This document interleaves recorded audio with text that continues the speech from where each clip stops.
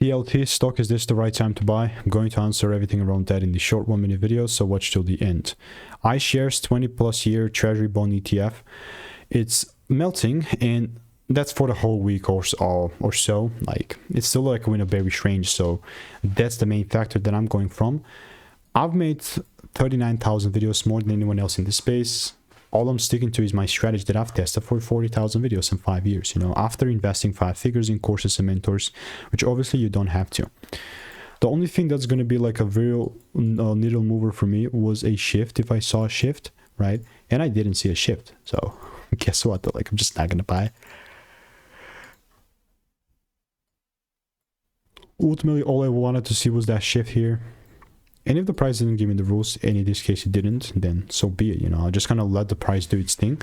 Am I going to try and like play the short-term bearish side? No. So I'll continue to keep you updated. And if you want to make more money trading in a simple, lean way, click the first link in the description. That's free newsletter.